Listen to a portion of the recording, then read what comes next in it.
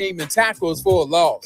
After selecting Victor Wembanyama with the number 1 pick in the 2023 NBA draft, the San Antonio Spurs have been on a steady rise up the charts.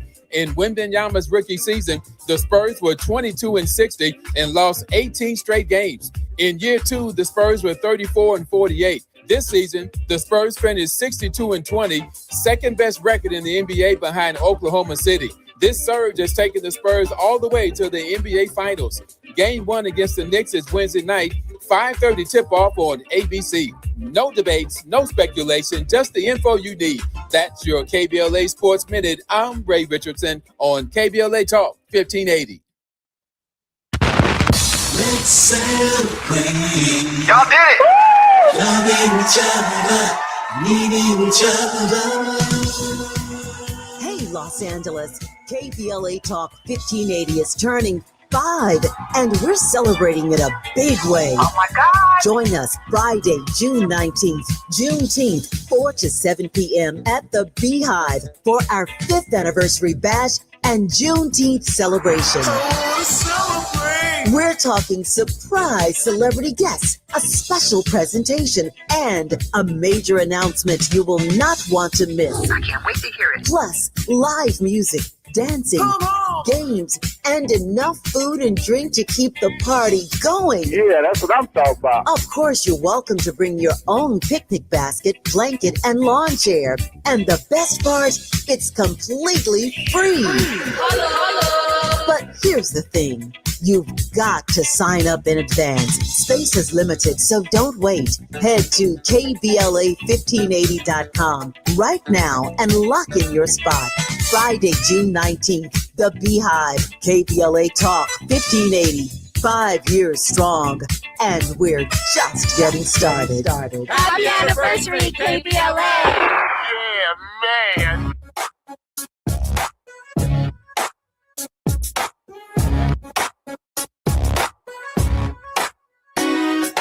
Jesse Jackson Jr. Show.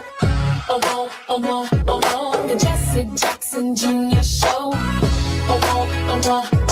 The Jesse Jackson Jr. Show. The Jesse Jackson Jr. Show. Come on and talk with me. Come on and listen to me. Come on and talk with me. Come on and listen to me. KBLA Talk 1580. Download the app.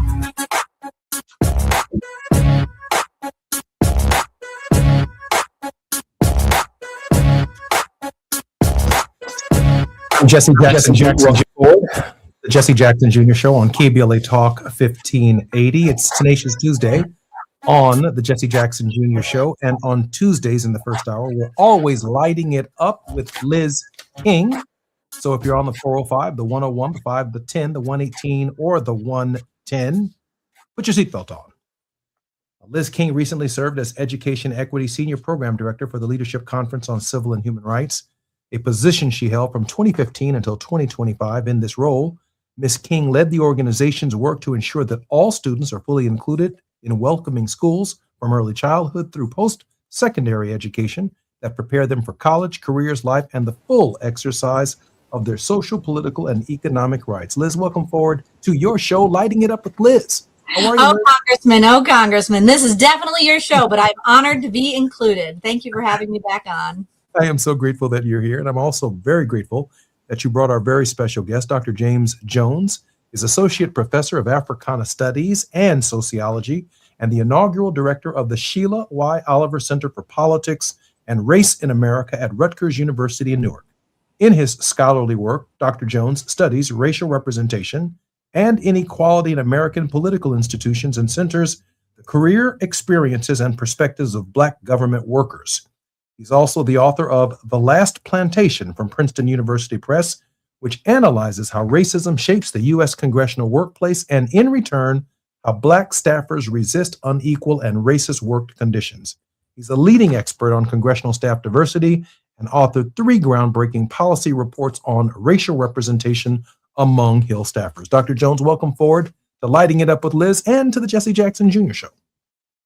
Thank you so much. I'm really excited to be here. I'm very excited you're here as well. Dr. Jones, I can only imagine that at this hour, there's great demand for your time. And I'm so grateful that Liz invited you to spend this hour with us in this era where when this administration was first sworn in to office, more than 300,000 African-American women were summarily dismissed from their jobs, not because they weren't qualified or because they weren't capable, but simply, increasingly, the numbers and the evidence are beginning to reflect simply because they were Black. And as you know, I served on Capitol Hill for more than 17 years. I think it was 9 successive terms as a congressman. And the sensitivity that you bring to diversity in the workplace on Capitol Hill matters. Dr. Jones, share with our listeners why it matters. Well, so thank you again so much for being on the show and sort of talk to your audience about congressional staff, right? So many people don't think about staffers or people who work on Capitol Hill. They are the invisible force in American lawmaking. As you know, very firsthand, your days when you were on Capitol Hill were packed from sunup to sundown. And you are going through different meetings, and the topics of these meetings will change every 15 to 30 minutes. And so any congressman or congresswoman will need to rely on their staff to help them execute their agendas, right? And so staffers become these really important actors on Capitol Hill to help define, redefine, execute what a member of Congress wants to do. You are a member of Congress, I would argue, is only as good as their staff, right? The ideas that they are putting forth to them. They are the first, in many ways, constituents will talk to about their about their problems.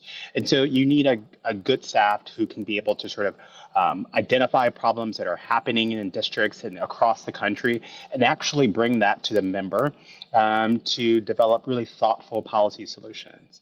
One of the things that I found working in Congress as an intern literally 20 years ago, I should mention the context. Liz King was my intern supervisor. And so I really developed a love for staffers working with Liz because, it was there that I had to, as a college student, got to work on policy, right? How to think about making education much more equitable for students who have been, historically underserved by our country. I would go into these meetings Liz. And, inevitably they were about the lives of Black and brown children. As an intern, too often not, I was the only Black person in the room, right? And so what does this affect when you are talking about Black and brown issues, but Black and brown people are not in the room to help be a part of the conversation about what our country, what our government does to fix these problems. And so it is a really important problem that has been going on for decades, but one that doesn't get a lot of attention. So I wrote this book to really make this a conversation that every voter talks about, right? Who your congresswoman, who your senator has in their office, because this affects the types of policies that we get out of Capitol Hill. Dr. Jones, I'm Jesse Jackson Jr., listening to the Jesse Jackson Jr. Show. Liz King used to work for Congressman Shaka Fattah, where she advised and represented the congressman on education, healthcare, women, children, and family policies. And I'm grateful that Dr. Jones is going to share with us his insights on the importance of congressional staffers, the importance of diversity, and the great struggle that we are in on Capitol Hill right now. More when we come forward on KBLA Talk 1580. I'm Jesse Jackson Jr. It's afternoon drive time with Jesse Jackson Jr. Only on KBLA Talk 1580. For adults with Crohn's disease or ulcerative colitis symptoms, every choice matters. Tremfya offers self-injection or intravenous infusion from the start. Tremfya is administered as injections under the skin or infusions through a vein every 4 weeks, followed by injections under the skin every 4 or 8 weeks. If your doctor decides that you can self-inject Tremfya, proper training is required. Tremfya is a prescription medicine used to treat adults with moderately to severely active Crohn's disease and adults with moderately to severely active ulcerative colitis. Serious allergic reactions, increased risk of infections or lower ability to fight them, and liver problems may occur. Before treatment, get checked for infections and tuberculosis. Tell your doctor if you have an infection, flu-like symptoms, or need a vaccine. Explore what's possible. Ask your doctor about Tremfya today. Call 1-800-526-7736 to learn more or visit tremfyaradio.com. When the story gets twisted, who's going to tell the truth? When they cut the microphones, who's still talking? When history gets rewritten, who remembers what really happened? We do. KBLA Talk 1580. Black media isn't just important right now, it's essential. Because when mainstream outlets move on, we stay. When the headlines ignore our communities, we don't. When decisions are being made that affect Black lives in our schools, our neighborhoods, our economy, KBLA is in the room. This is more than radio. This is a lifeline, a record, a rallying cry. Black stories, Black voices, Black power. The heat is on. On the air and in the culture. KBLA Talk 1580. Stay connected. Stay informed. Stay loud. Stand up.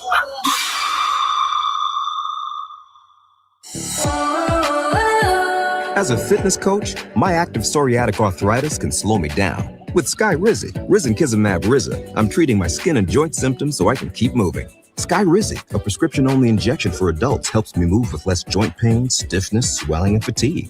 And for those who have plaque psoriasis, 90% clearer skin is possible. With Skyrizi, there's no daily dosing. It's just 4 doses a year after 2 starter doses. Don't use if allergic to Skyrizi. Serious allergic reactions, increased infections, or lower ability to fight them may occur. Before treatment, get checked for infections and tuberculosis. Tell your doctor about any flu-like symptoms or vaccines. Thanks to Skyrizi, there's nothing like clearer skin and better movement. And that means everything. Ask your doctor about Skyrizi. Visit skyrizi.com or call 1-866-SKY-RIZI to learn more. Now back to more of Jesse Jackson Jr. on KBLA Talk 1580. The Jesse Jackson Jr. Show. The Jesse Jackson Jr. Show.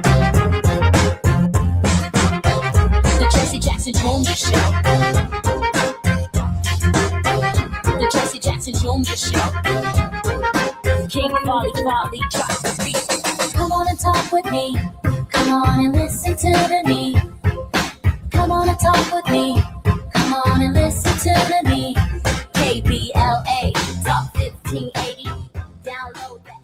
I'm Jesse Jackson Jr. Welcome forward to the Jesse Jackson Jr. Show on KBLA Talk 1580. We are lighting it up with Liz King on Tenacious Tuesday. Liz, thank you for being here today, and thank you for bringing our guest, Dr. Jones. Dr. Jones and Liz, welcome forward to the Jesse Jackson Jr. Show. Thank you so much, Congressman. Always love the show. Liz, I want to share this with you. When I made a day one decision when I was elected to Congress, and it was this. And not everyone makes a day one decision. That I wanted people who worked on my congressional staff who were more intelligent, more thoughtful, and more insightful than I was to be on my staff. Now, that's a lot because not many members of Congress start from that place on day one. I was looking for the very best, the very brightest who could be of assistance to me, give me some solid advice. Hence, I asked the former chief of staff to the late Congressman Mickey Leland, Leisha Green, to serve as my chief of staff. I asked Frank Watkins, who was the architect of both my father's presidential campaigns in 1984, 88, ran Reverend Al Sharpton's campaign in 1992, participated in dozens of congressional elections across the country to serve as my communications director, along with our deputy director of communication, Teresa Caldwell and Charles Duhon, all of whom were diverse, they were experienced, they were thoughtful, and they brought a wealth of knowledge and debate to the congressman's office on critical issues that mattered to all people, particularly the Rainbow Coalition and the rainbow politics that my father's campaigns had advanced in 1984 and 88. We didn't want to start over. We didn't want a learning curve. We wanted to move forward. Liz, Dr. Jones's work is critical in helping us understand the input that these qualified staff persons have in helping shape policy, not only for our country, but from around the world. Your thoughts, having worked with Congressman Shaka Fattah. Yeah, I mean, certainly for Mr. Fattah was similarly a priority. And I mean, both of you are incredible nerds. So the idea that you would find more knowledgeable staff is a very tall order. I was thinking about, one time when I was working on the Hill, I went to a meeting at the White House, and this is when Obama was president, and we were doing the Affordable Care Act. And there was a staffer there who was giving us a presentation about the negotiations. And she was talking about people who don't have health insurance. And the only example she could come up with of someone who didn't have health insurance was an unpaid intern. It didn't occur to her that people worked more than one full-time job and still didn't have health insurance. It didn't occur to her that people worked multiple part-time jobs because they were not allowed to get up to 40 hours and be eligible for health insurance. And I have thought for years and years, like, what does it mean when you have staff who have no real connection to how people's lives actually work and then make decisions? Now, thankfully, we got the Affordable Care Act. It is not without its problems, but, other people were involved in that besides this one staffer. But we think about who are the staff advising this president, right? And they are people who are motivated by hate, by exclusion, by bigotry, who have no understanding of what it's like to be on a forever housing list, trying to get access to a Section 8 voucher, who have no understanding of what it's like to actually use a SNAP benefit to pay for food. And I think we're seeing the effects of when you have leaders who are surrounded by ill-informed, hateful sycophants. And I think we are watching a moment in which there is an intentional effort to purge our government, to purge decision makers of the diverse brilliance and voices of this country. And we know that environmental policy is better when it's informed by people from all over the country, from all sorts of backgrounds. We know that our science is better when it's informed by all sorts of people. We know that our national security policy is better when it's informed by people from all different kinds of backgrounds. And we are watching the terrible decisions. I mean, look at what's going on with Hegseth right now. He is trying to purge from military leadership anybody who is not a white man. And you have military leaders all over the place saying, what are you doing here? You are undermining the commitment to talent that we need. And so I think Dr. Jones really, his research has hit on this critical question of all of the people who go into the decision-making in our government and the need to ensure that those people represent the brilliance across our country and not just this narrow slice of hateful bigots and narrow-minded. Dr. Jones, I was crystal clear when I was elected to Congress in 1995 that I was the byproduct of the Voting Rights Act of 1965, that Section 5 mattered to the constituents and to the shape of my congressional district and to my voice. I was super conscious of Section 2 of the Voting Rights Act and how free my voice was growing up in Jesse Jackson's household. I recognized very early on, which some members of the CBC recognized, that we are kind of the Trojan horse for progressive politics. When we get there, we bring with us women and the LGBTQ community. We bring with us progressives. We bring with us people who are the least of these, without healthcare, without housing, without decent, safe, and affordable housing or equal high quality education. We bring all of that. And so our staffs, oftentimes, those of us who are conscious of that, reflective of that, make that the point. But I've also seen liberals within the Congress, Dr. Jones, and maybe you can expound upon this, who, because we were there and because we brought those progressive voices, even though maybe on 90 or even 85% of the issues, we would always vote on these issues, their staffs never completely represented, in many cases, the interests that we represented, even though our politics may be aligned. And I can only imagine, with fewer members of the Congressional Black Caucus in the future and Hispanic Caucus in light of Louisiana versus Calais, that one, we will have members in Congress who will bring this kind of activism to the institution, the last plantation, as you've correctly assessed that it is, not was, but is, and whether or not they have a desire to even hear from members of staff, of their staffs, who have these very diverse perspectives. What has been your experience in your research, Dr. Jones? I mean, I think you are hitting on a really important point that, like, I actually haven't even thought about, right? Which is that the decline that we're probably going to see in Black and Latino representation in the next Congress is going to have a dramatic effect on who's going to work in Congress, particularly at the staff level, particularly at the senior staff level, right? And this will shape policy, right? I think, one of the things that always people are surprised when I do, analysis on who's working in Congress and whether this can be who holds a position as a paid intern or who's working at in the most senior positions as staffers, right? And it's like, they'll come to me. It's like, Dr. Jones, those Republicans are bad, aren't they? Right? They really need to do something. And, my response is like, well, their offices aren't that bad. The problem really is white Democrats. If you look at the analysis, of course, Democratic staffs are much more diverse, but that is because of Black, Latino, and Asian members of Congress. If you were to take this group out of the equation, the offices of white Democrats look remarkably similar to white Republicans. Wow. Right? And I think this is the frustration that we sort of see amongst the public, is that, it's kind of all this talk. There's all this talk about racial diversity. But when you really get down to the heart of the matter, you don't really see that in how these lawmakers are operating.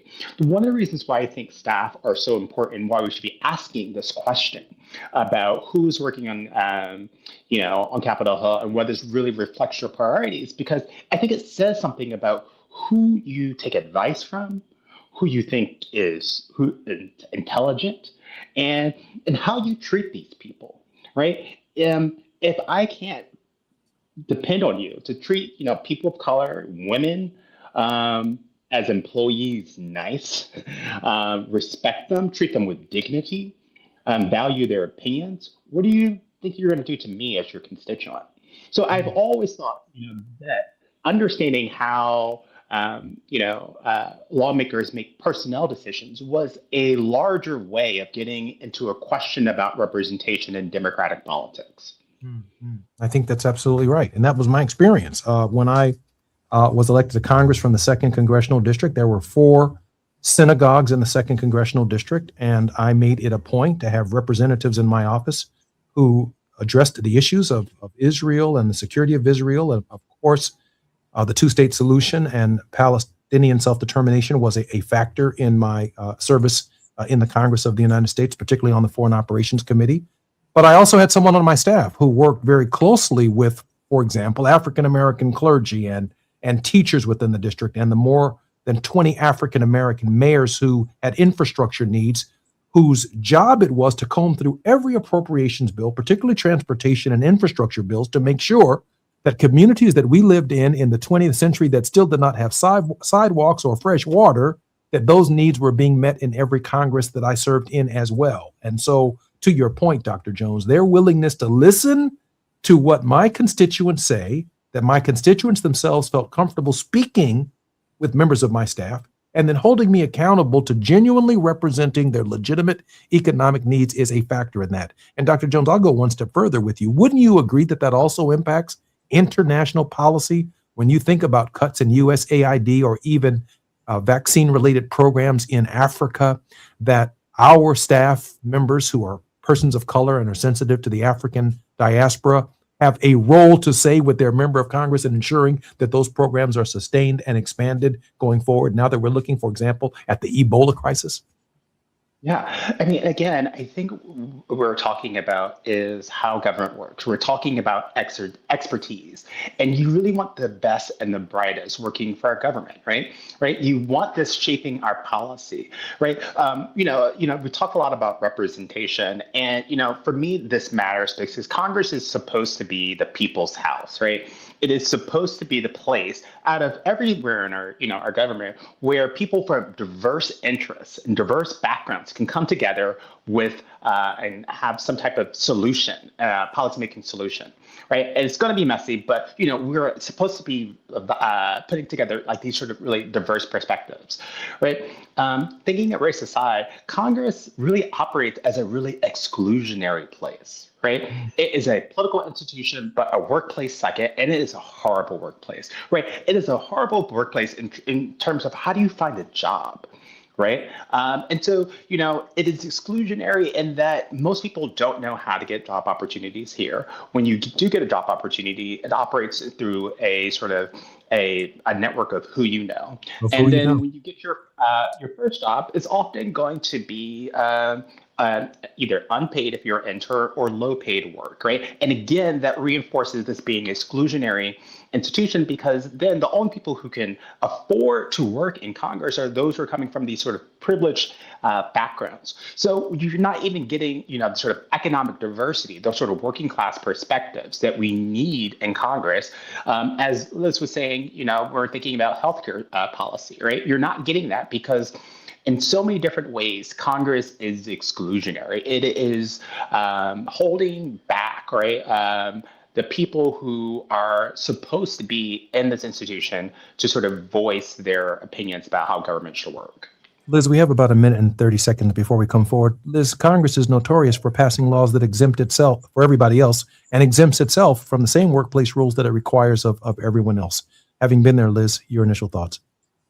Absolutely. I mean, we saw this especially with non-discrimination laws that applied to everyone except for Congress. And that is precisely because they knew the transformative power of our civil rights laws. And it is, Dr. Jones' call here to expand our Congress in a way that it is truly a representative body. If not in the 250th anniversary, when are we going to do this? It is about time. Grateful to Dr. Jones's work. I'm Jesse Jackson Jr. You're listening to the Jesse Jackson Jr. Show on KBLA Talk 1580. Liz brings up a very interesting point. We're looking at the 250th anniversary of the Declaration of Independence, and yet Congress continues to exempt itself from the very laws that it imposes on the rest of the society, and that includes diversity, equity, and inclusion. And oftentimes it is those members, African American and Hispanic members, and the members of Congress who are from the LGBTQ community, who bring those staff members and representation out of sensitivity to their staffs and actually broaden the dialogue within the Congress of the United States and strengthen the fabric of what it means to be an American. We're looking at a very different time and a very different space. We're discussing that today with Liz King and Dr. James Jones. I'm very grateful for their participation. More when we come forward on KBLA Talk 1580 in just a moment. It's afternoon drive time with Jesse Jackson Jr. Only on KBLA Talk 1580.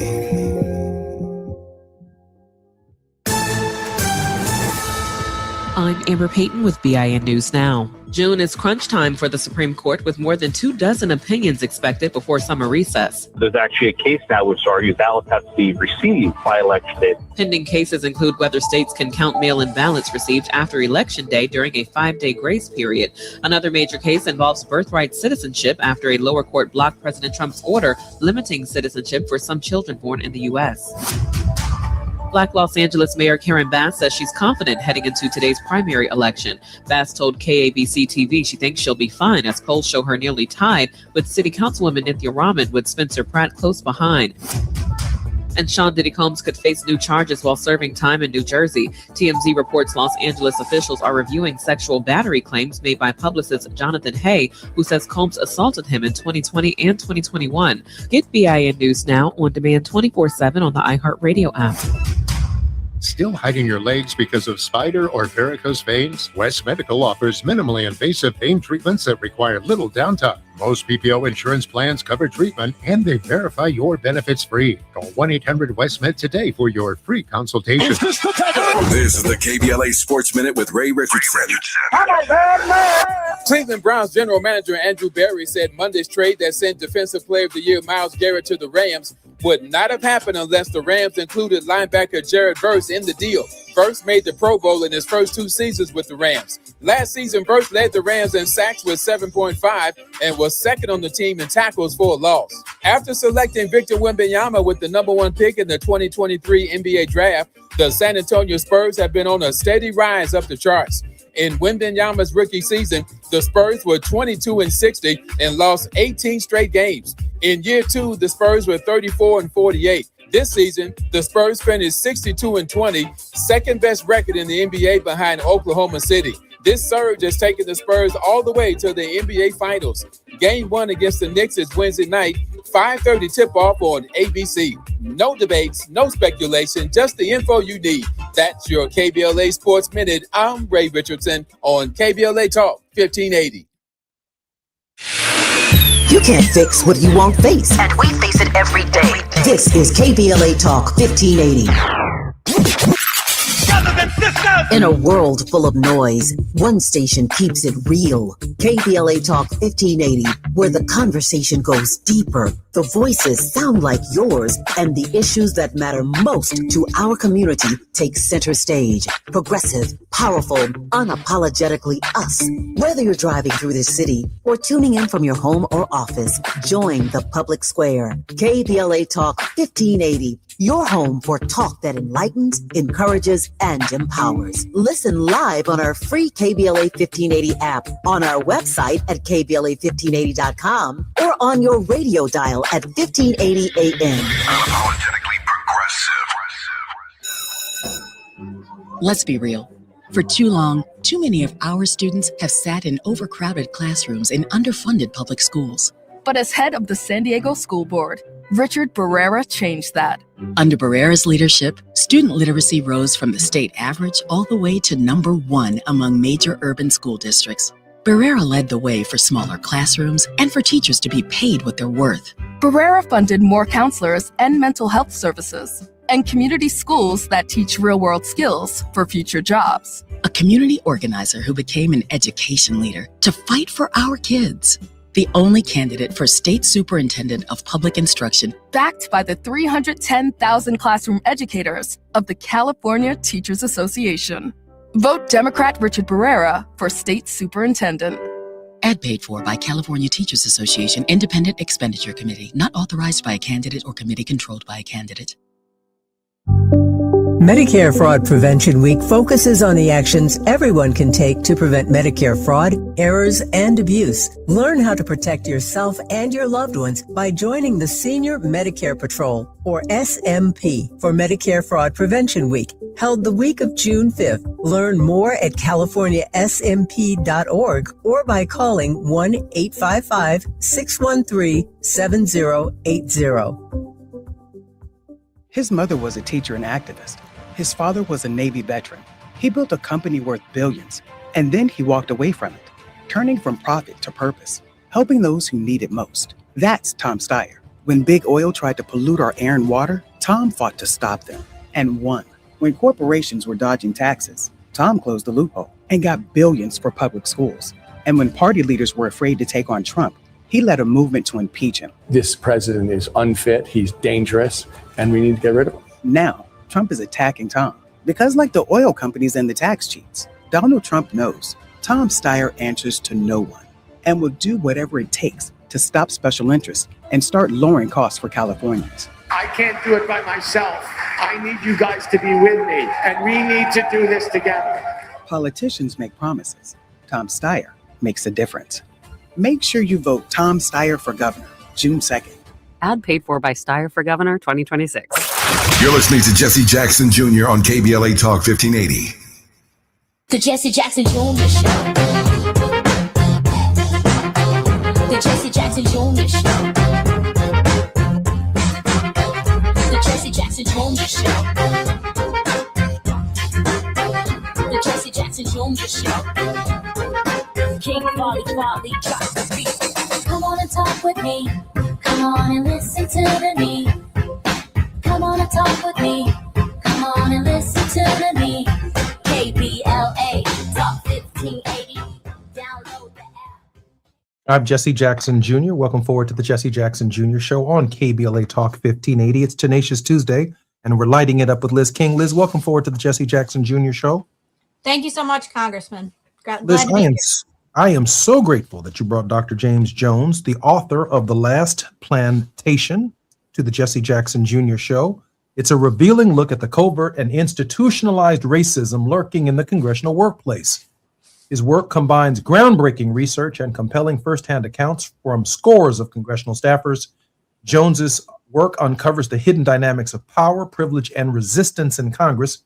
He reveals how failures of racial representation among congressional staffers reverberates throughout the American political system and demonstrates how the absence of diverse perspective hampers the creation of just legislation. Centering the experiences of Black workers within this complex landscape, he provides valuable insights into the problems we face, they face, all of us face, the barriers that hinder their progress, our progress, and the ways they contest entrenched inequality. Dr. Jones, welcome forward to the Jesse Jackson Jr. Show. So excited to be here. Dr. Jones, when I think about The Last Plantation, I've shared on our radio show since this 250th anniversary is now upon us, from 1619 until July 4th, 1776. That's 157 years where July 4th was just another day. And then from July 4th, 1776 until the Emancipation Proclamation in 1862, 1863, the Gettysburg Address, those 88 years represent just another day.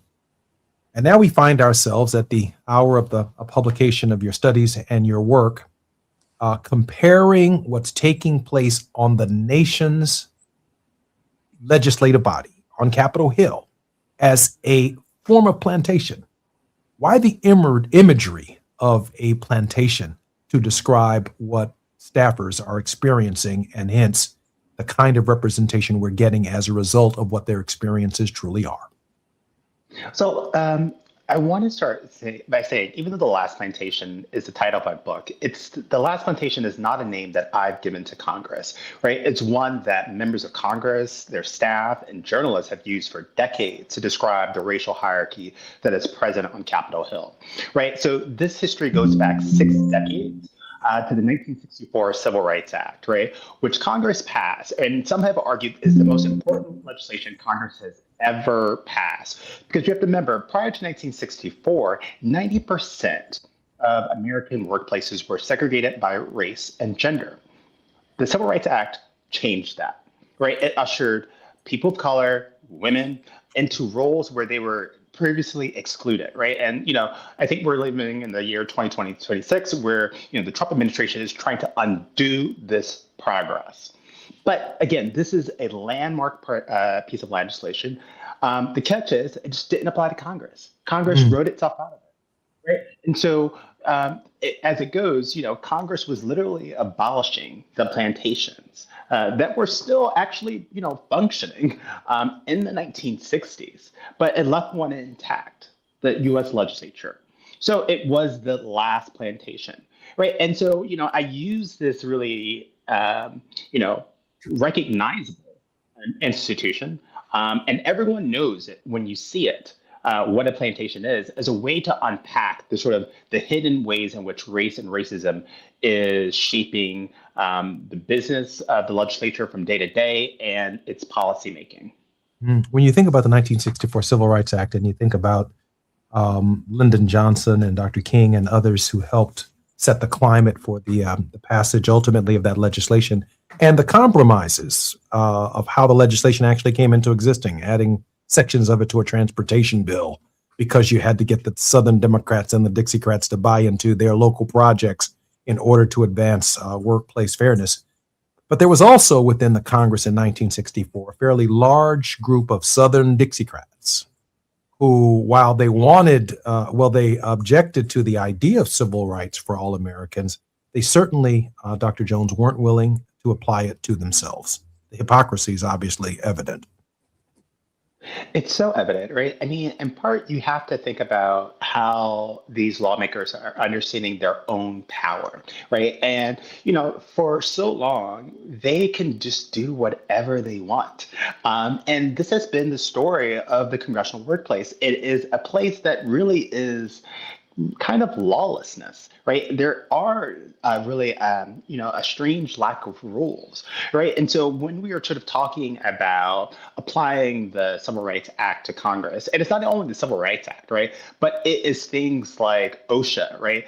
Thinking about safety and the health environment of workers. These are all things that would have constrained lawmakers' power, their own little fiefdoms, and they have been resistant to that. Right. And so, this, I would argue, explains a lot to why they did not want to apply these various federal workplace laws to Congress, because they wanted to remain in a sphere where they could sort of do whatever they would like and be unquestioned by that. Liz, I have the privilege, as you well know, of serving in the Congress of the United States. We have about 3 minutes or so before we come forward. Liz, let me ask you a question.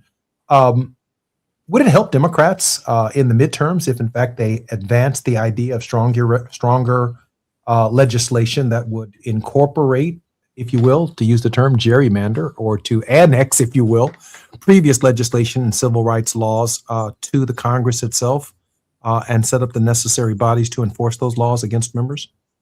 Yeah, absolutely. I think we are seeing a moment where our federal government, there are too many decision makers with too little accountability. And, I think there's a lot of conversation around things like insider trading and this recognition that members of Congress should not be profiting off of the role in that way, but far less attention to the idea that the entire infrastructure must be more meaningfully accountable. And part of that accountability has to include meaningful workplace rules that ensure non-discrimination in these incredibly important roles. I mean, the reason they excluded themselves is because they knew exactly how powerful these staff were.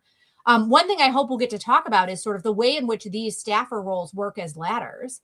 Nancy Pelosi and Steny Hoyer were interns one day, and then obviously went on to the careers they had. And then, also Lauren Underwood, who was in Dr. Jones's CBC intern class, started as a Hill intern, as a CBC intern, and is now herself a member of Congress. And so absolutely, we're going to need a serious revolution and accountability for our government officials in a major way.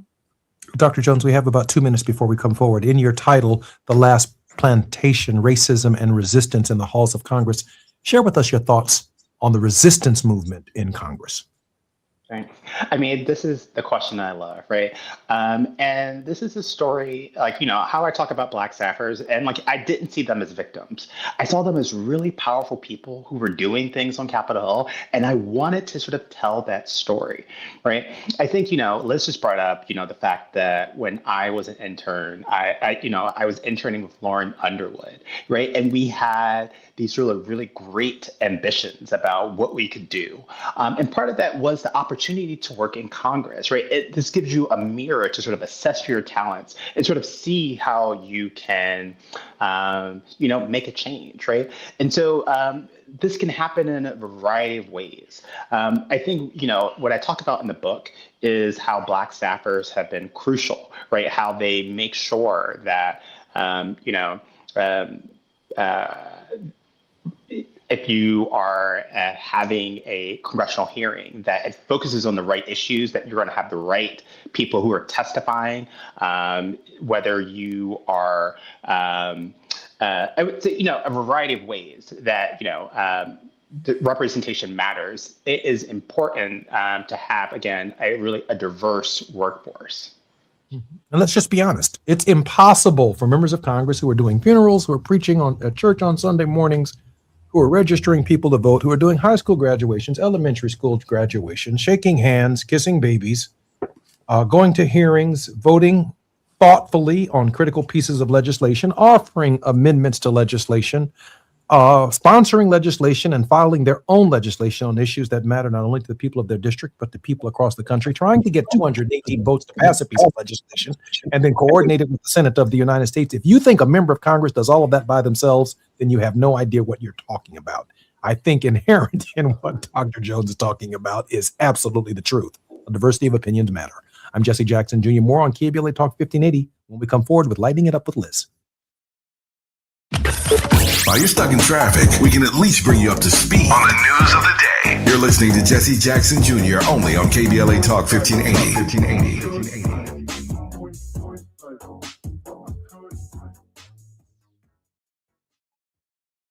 My name is Cynthia Mitchell. I've been an emergency room nurse in Los Angeles County for 25 years.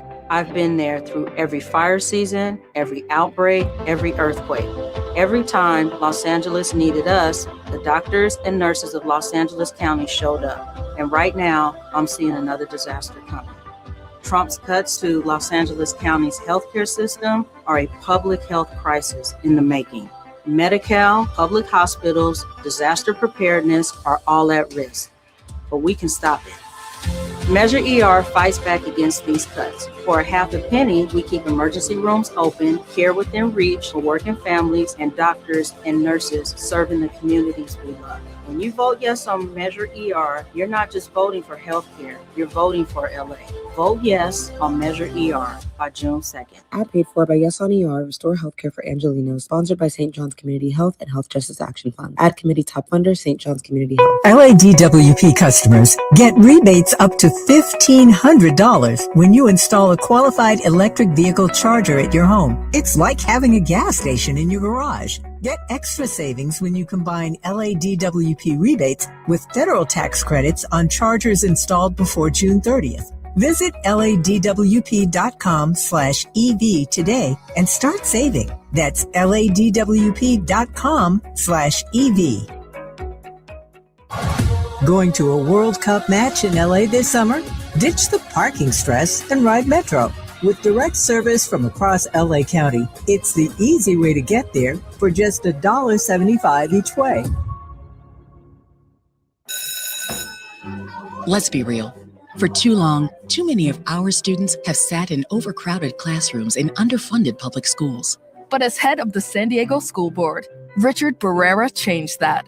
Under Barrera's leadership, student literacy rose from the state average all the way to #1 among major urban school districts.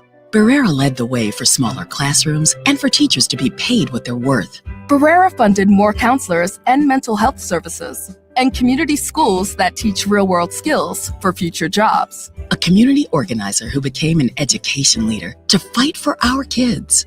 The only candidate for State Superintendent of Public Instruction. Backed by the 310,000 classroom educators of the California Teachers Association. Vote Democrat Richard Barrera for State Superintendent. Ad paid for by California Teachers Association Independent Expenditure Committee. Not authorized by a candidate or committee controlled by a candidate. Why'd I go to the doctor?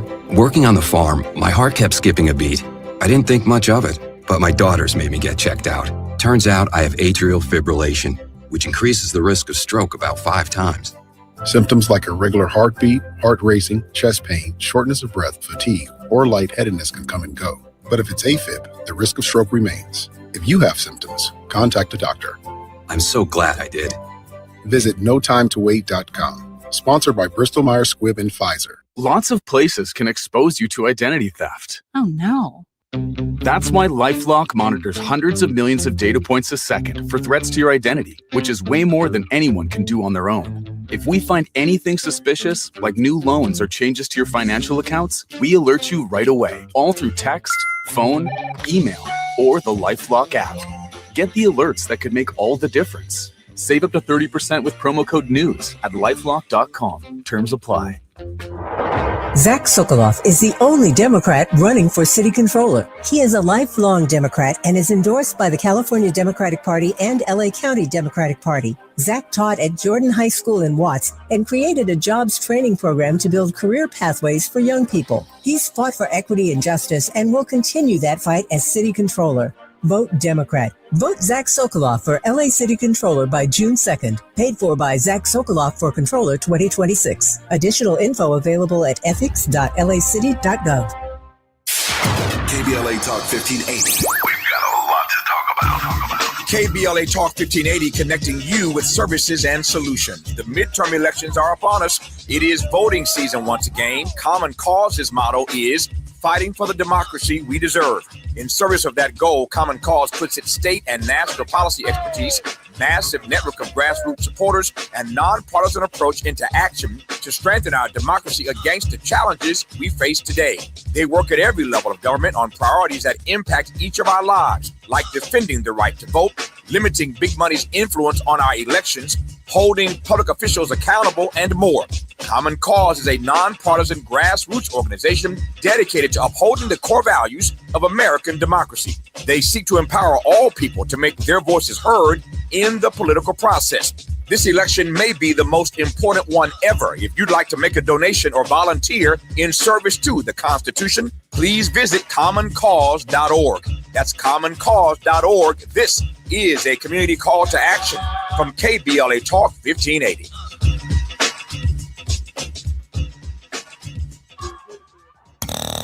Now back to more of Jesse Jackson Jr. on KBLA Talk 1580. The Jesse Jackson Jr. Show.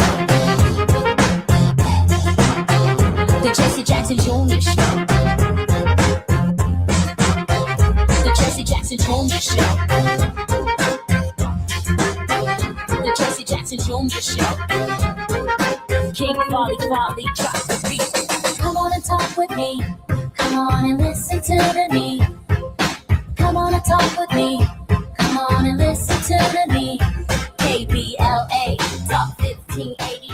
Download. I'm Jesse Jackson Jr. Looking forward to the Jesse Jackson Jr. Show on KBLA Talk 1580. In the next hour, Dr. Karen McCray is going to be sitting in for Barbara Arnwine. She'll be on the grind with us, covering a number of critical issues, including the primaries that are taking place across the country today.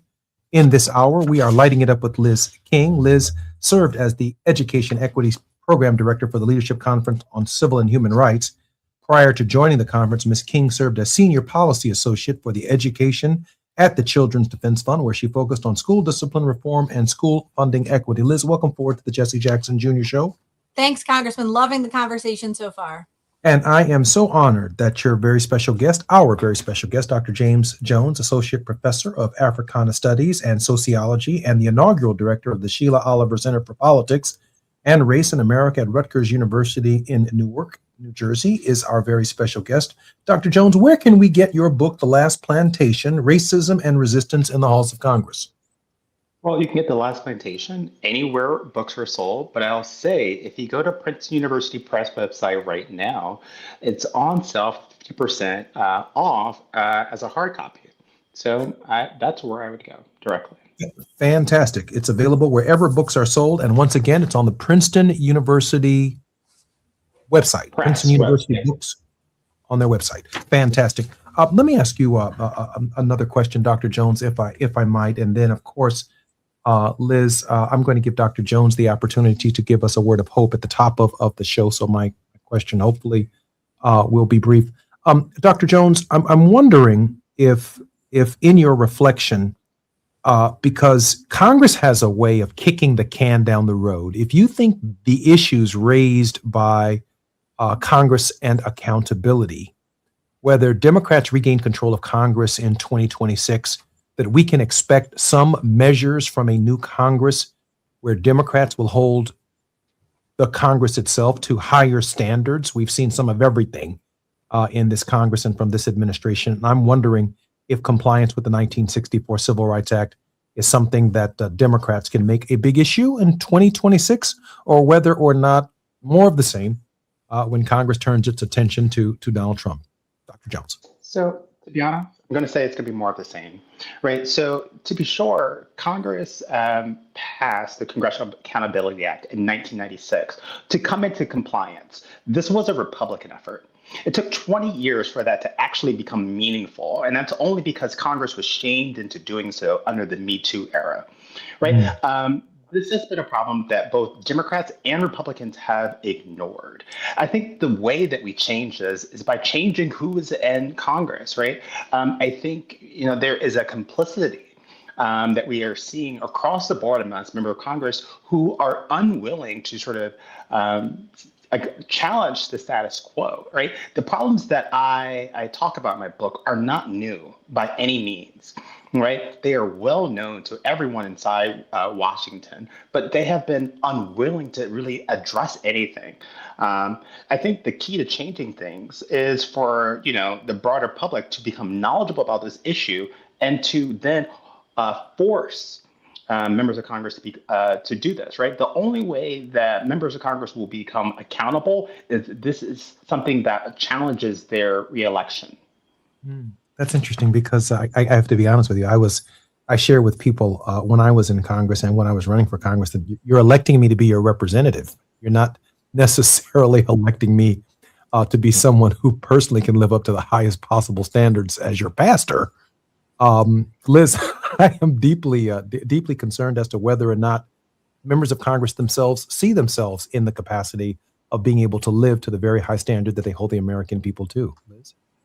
Yeah, we're in a moment where we're watching members of Congress completely abdicate their constitutional responsibilities. And so I think there is something rotten in this House that needs to be addressed in a major, major way. And so what I hope we see is incredible turnout in the midterm elections, turnout like we've never seen before, and then ongoing accountability.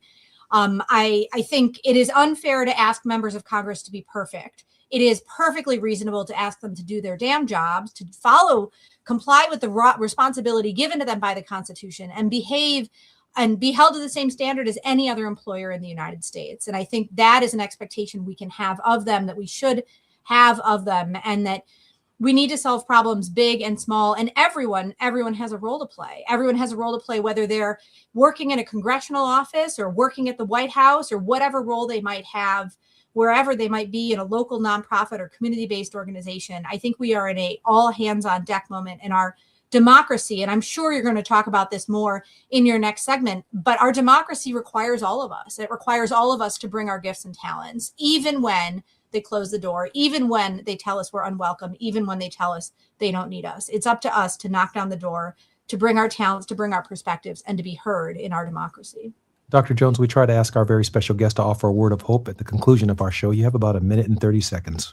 Please share with our listeners a word of hope. So I have to say, I'm an Africana Studies professor, right? And so, I'll talk about, racism in American government and white supremacy. And, people are often surprised when they get to the end of my class that they learn that I'm an optimist. I'm an optimist because I believe and I love Black folks, right? I'm an optimist, even though I'm studying something called The Last Plantation, that there are Black people there who have fought for something that is greater.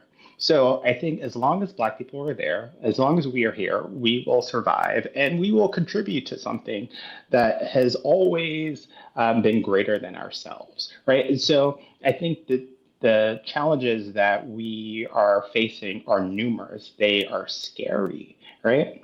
But I think we are living in a period of uprising, a period of resistance, where people are saying no, right? And I think the moment we're finding ourselves in are people coming together and trying to live out our democratic possibilities and promises. And I think that is an incredibly rich moment to be in.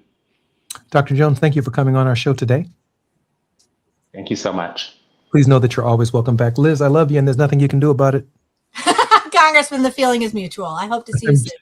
I'm Jesse Jackson Jr., listening to the Jesse Jackson Jr. Show on KBLA Talk 1580. We'll be on the grind with Dr. McCrae when we come forward on KBLA Talk 1580. KBLA 1580 Santa Monica. I'm Amber Payton with BIN News Now. June is crunch time for the Supreme Court, with more than 24 opinions expected before summer recess. There's actually a case now which argues ballots have to be received by election day. Pending cases include whether states can count mail-in ballots received after Election Day during a 5-day grace period. Another major case involves birthright citizenship after a lower court blocked President Trump's order limiting citizenship for some children born in the U.S. Black Los Angeles Mayor Karen Bass says she's confident heading into today's primary election. Bass told KABC TV she thinks she'll be fine, as polls show her nearly tied with City Councilwoman Nithya Raman, with Spencer Pratt close behind. And Sean Diddy Combs could face new charges while serving time in New Jersey. TMZ reports Los Angeles officials are reviewing sexual battery claims made by publicist Jonathan Hay, who says Combs assaulted him in 2020 and 2021. Get BIN News Now on demand 24/7 on the iHeartRadio app. Still hiding your legs because of spider or varicose veins? West Medical offers minimally invasive pain treatments that require little downtime. Most PPO insurance plans cover treatment, and they verify your benefits free. Call 1-800-WEST-MED today for your free consultation. This is the KBLA Sports Minute with Ray Richardson. Cleveland Browns general manager Andrew Berry said Monday's trade that sent Defensive Player of the Year Myles Garrett to the Rams would not have happened unless the Rams included linebacker Jared Verse in the deal. Verse made the Pro Bowl in his first 2 seasons with the Rams. Last season, Verse led the Rams in sacks with 7.5 and was second on the team in tackles for a loss. After selecting Victor Wembanyama with the number 1 pick in the 2023 NBA draft, the San Antonio Spurs have been on a steady rise up the charts. In Wembanyama's rookie season, the Spurs were 22-60 and lost 18 straight games. In year 2, the Spurs were 34-48. This season, the Spurs finished 62-20, second best record in the NBA behind Oklahoma City. This surge has taken the Spurs all the way to the NBA Finals. Game 1 against the Knicks is Wednesday night, 5:30 tip-off on ABC. No debates, no speculation, just the info you need. That's your KBLA Sports Minute. I'm Ray Richardson on KBLA Talk 1580. Let's celebrate. Y'all did it! Loving each other, needing each other. Hey, Los Angeles, KBLA Talk 1580 is turning 5, and we're celebrating in a big way. Oh my God! Join us Friday, June 19th, Juneteenth, 4 to 7 p.m. at the Beehive for our 5th anniversary bash and Juneteenth celebration. We're talking surprise celebrity guests, a special presentation, and a major announcement you will not want to miss. I can't wait to hear it. Plus, live music, dancing, games, and enough food and drink to keep the party going. Yeah, that's what I'm talking about. Of course, you're welcome to bring your own picnic basket, blanket, and lawn chair. And the best part, it's completely free. But here's the thing. You've got to sign up in advance. Space is limited, so don't wait. Head to KBLA1580.com right now and lock in your spot. Friday, June 19th, the Beehive, KBLA Talk 1580. 5 years strong, and we're just getting started. Happy anniversary, KBLA! Yeah, man!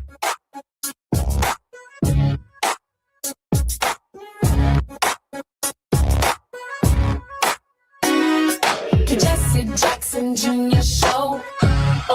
The Jesse Jackson Jr. Show. The Jesse Jackson Jr. Show. The Jesse Jackson Jr. Show.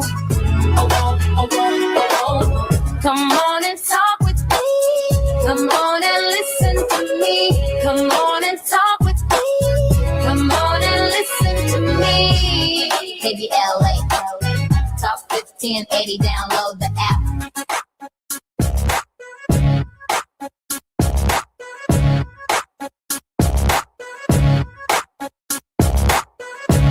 I'm Jesse Jackson Jr. Welcome forward to the Jesse Jackson Jr. Show on KBLA Talk 1580. It's Tenacious Tuesday On the Jesse Jackson Jr. Show, the first hour, we were with Liz King, our most tenacious guest on Tuesdays, the first hour. And of course, in the second hour, Barbara Arnwine, who has a family emergency in this hour. And so we're certainly praying for Barbara Arnwine and the family emergency that she is taking care of and dealing with at this moment. But I'm honored in this hour that Dr. Karen McCray, the president and CEO of the National Organization of Concerned Black Men, she is the first female to serve in this position. Before CBM, Dr. McCray served as the fundraising director for Church World Service, executive director for the Congressional Black Caucus Foundation, and executive director of the organization founded by Dr. Carter G. Woodson, the founder of Black History Month, the Association for Study of African American Life and History. She's also served as executive director of one of the nation's leading organizations comprised of senior African American corporate executives of Fortune 500 companies. Dr. McCray, welcome forward to the Jesse Jackson Jr. Show. I think Dr. McCray's microphone may be muted. There you Dr. are. McCray, hey, how are you? Can you hear me? I certainly can. How are you Yeah. doing? I'm well. How are you? I am so grateful that you are here. Good. Dr. I think my McCray, internet's going in and out, so I apologize. oh, please don't leave me on the show by myself, but I would certainly appreciate the internet spirit energy to make sure that it stays connected. Amen. Dr. McCray, hey, let me ask you a question that I asked of one of our regular contributors just a couple of days ago about the geopolitical location of where we are as a people at this hour. And it really stems from your leadership at the Association for the Study of Afro-American Life and History. Abraham Lincoln on an occasion said, if we knew where we were tending, that is essentially whether we are or whither we are, we can better discern where we are going and how we would best address how we get there. Dr. McCray, where are we? Yeah, I think we're at a very interesting crossroads. But first, I want to extend my condolences to you. I know how close you were to the Leaks family. Extend my condolences, heartfelt. But I think we're at a very interesting time, and it calls for us to not only be strategic, but to also make sure our voices are heard more so now than before. And I also believe that part of our responsibility is to knock on doors, go to barbershops, go to hair is needed to educate those who need to be educated, and to get them out to make sure their voices are heard in 2026 and beyond. We have a history of standing up for ourselves and what we believe in. I think they saw some evidence of that in South Carolina when they turned back the whole redistricting thing. I think that if we use that as an example, or even New Orleans, Louisiana, when those measures of the governor didn't go forward because of the increase in Black voter turnout, we have seen in real time what happens when we vote. And we need to crystallize that message going forward to everybody who will listen, and even to those who don't, because it's too important. We've got too many elections on the table. We've got too many issues because of this administration, and we've got to get on the stick. A big election in California today, a big election in the city of Los Angeles, where the Democratic nominee, well, really not, because it's a nonpartisan election, will be determined. And so if you are within the range of our voices on KBLA Talk 1580, go vote. Go vote.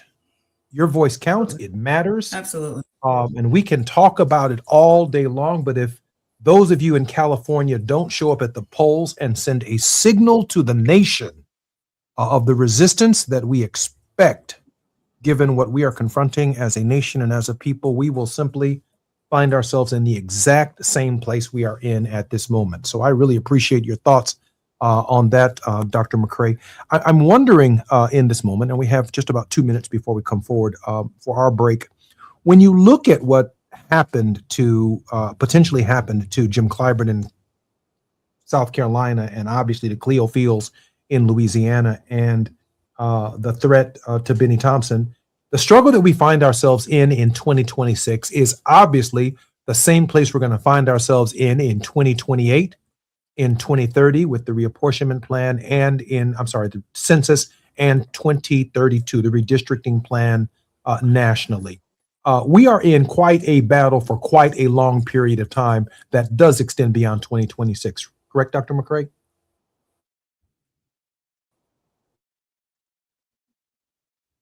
Yes, we are definitely in a struggle between now and 2032 because each of these 2-year cycles I didn't hear the last part. give conservatives and within the Republican Party, within the MAGA coalition, an opportunity to file lawsuits and to challenge the very shape of voices that we send to the Congress of the United States.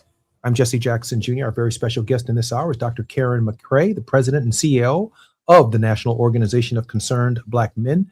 We will be right back in just a moment. More on KBLA Talk 1580 when we come forward. It's afternoon drive time with Jesse Jackson Jr. Only on KBLA Talk 1580. Let's celebrate. Y'all did it. Loving each other, needing each other.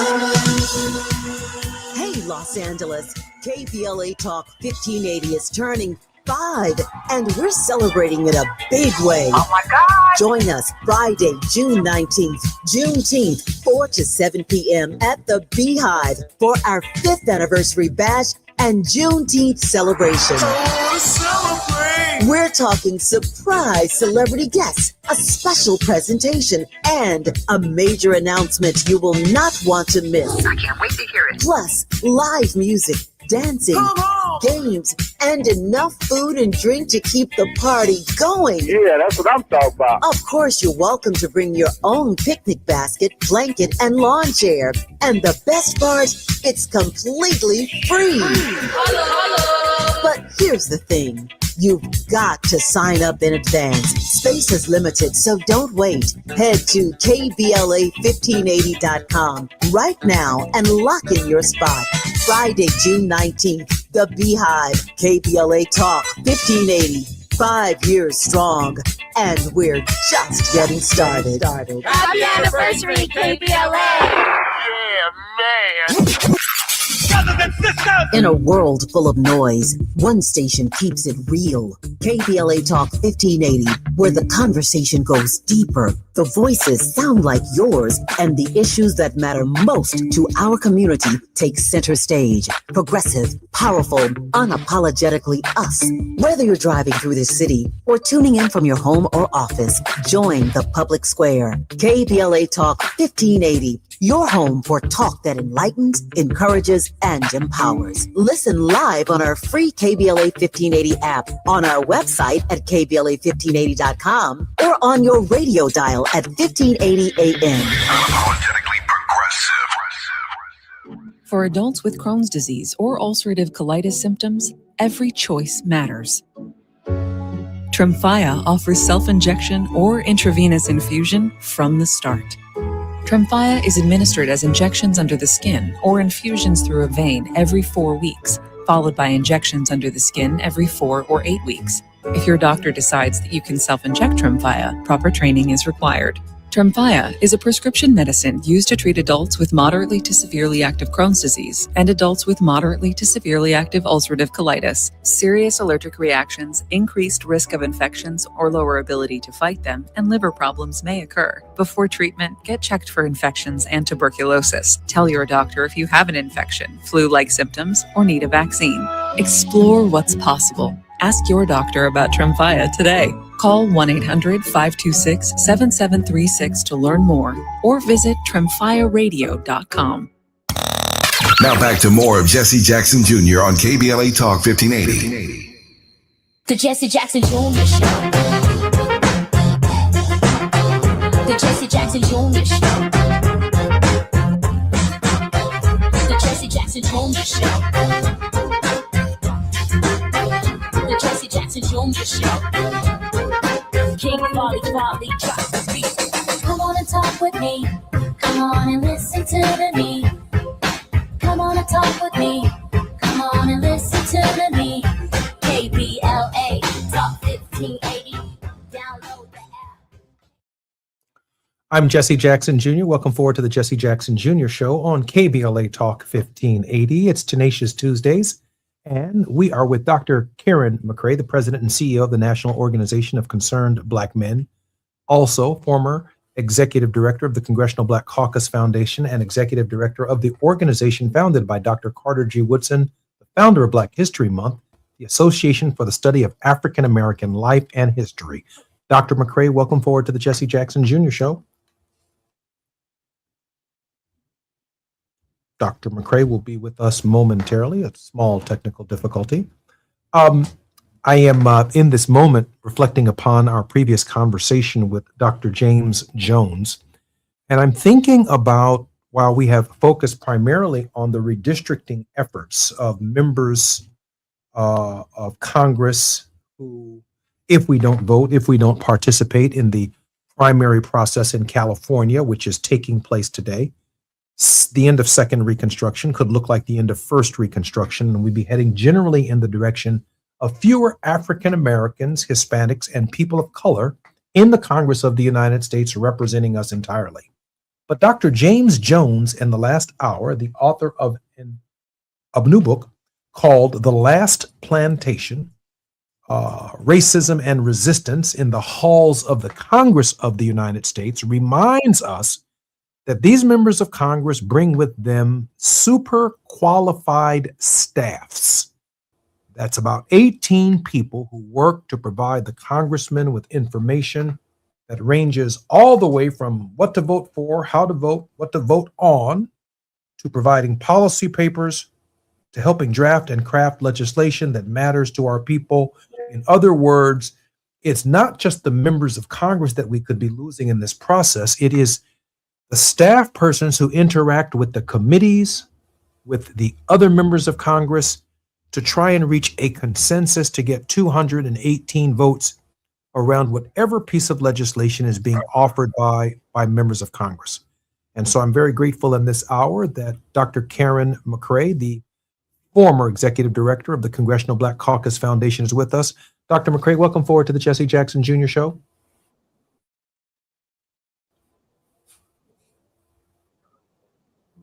And I still think we have a technical difficulty. But the point is, no member of Congress can do this by themselves. I mean, the number of people, the sheer number of people who work for Jim Clyburn is mind-blowing.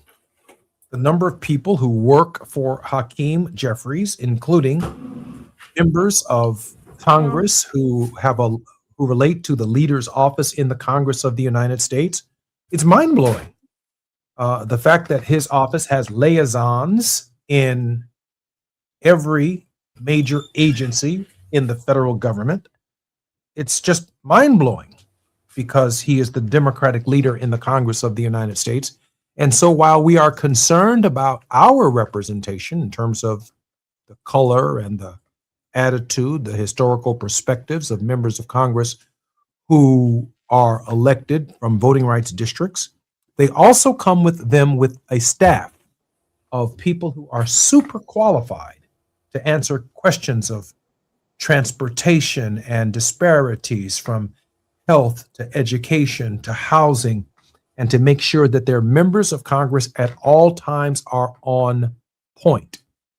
And that is not something that you just wake up in the morning doing. That's people who literally, in the case of my staff, like Charles Duhon, an Asian American who dedicated his life to much of the 17 years that I served in the Congress of the United States, he practically lived in the office. You come in the office and Charles in the morning was on his way to the staff restrooms for a shower, because that's just the nature of the job. To make sure that I was prepared the next morning actually mattered. Karen, welcome forward to the Jesse Jackson Jr. Show.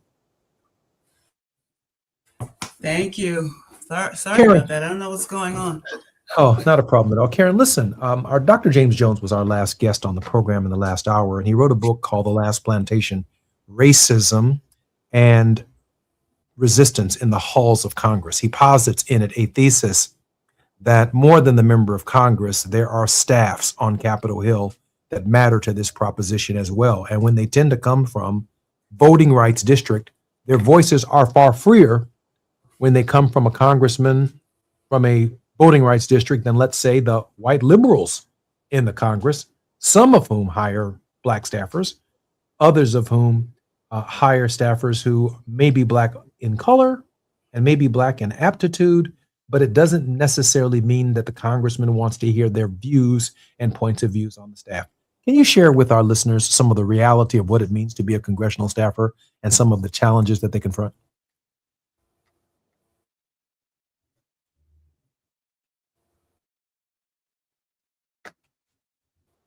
Okay. I think we're still having the exact same technical difficulty. I can speak for that to that issue myself, that they do confront challenges. And in these challenges, working with the majority, working with the minority, but not only challenging Republicans, but working within the Democratic Party to get the Democratic Party and hold the Democratic Party accountable to our issues. I share it with everyone all the time. It is a factor in representation. And at this hour, with the loss of certain congressional representation that are largely tied to Section 2 of the Voting Rights Act, African Americans are being asked to be more Democratic leaning than they are to lean on their own interests in the Congress in order to stop the drift towards authoritarianism. In short, African Americans are being asked to make a greater sacrifice at this hour just so that marginal Democrats can help Democrats gain a majority. I'm sorry, Dr. McCrae? Dr. McCrae, can you hear me? Yeah, I don't know what I can hear you. Can you hear me? Yes, I can, but I do think we have a technical Can you hear problem. me? I can hear you. Can you hear me? Yeah, I can. Yes, I can.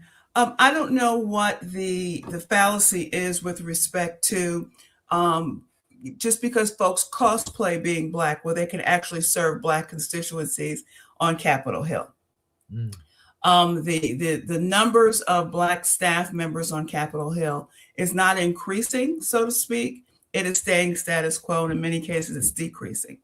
And the CBC, of which you were a part of, is still called the conscience of the Congress, the conscience of the Congress. So they have their ears to the ground with respect to issues that not only affect Black people, but also affect low-income people in particular. Whereas a lot of the other members are really beholden to their large donors and things of that nature. So they don't have their ear to the ground as many of those in the CBC do, as an example. And that's the target of this redistricting. Moreover, cutting the CBC in half will not diminish its effectiveness, because it was effective when it was started in 1976, I believe, when it had 12 members or 9 members, and then when it had 28 members, and then when it had now record numbers. So it's not going to lose its effectiveness. What'll happen is it will pigeonhole the voices, and they're trying to change the argument so that, a Black district, are you saying that it has to be represented by a Black person? No, what we're saying is, if we built the table that you're seeing, we need to be at the table as well.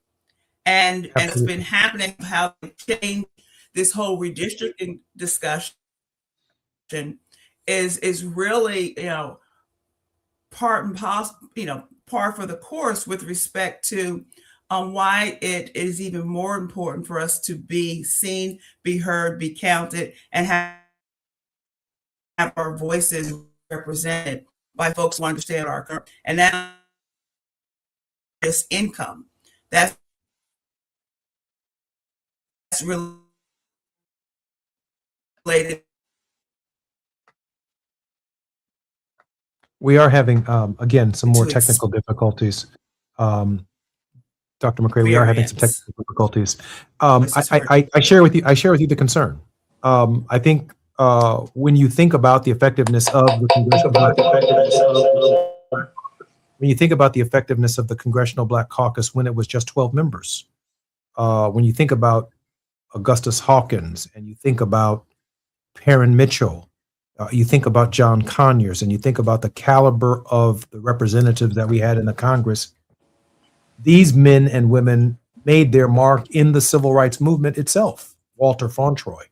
These men and women, Shirley Chisholm, Barbara Jordan, had their feet on the ground and were elevated to the Congress. Andrew Young, elevated to the Congress of the United States. But increasingly, we have a generation that know not Pharaoh, or that know not the wilderness experience.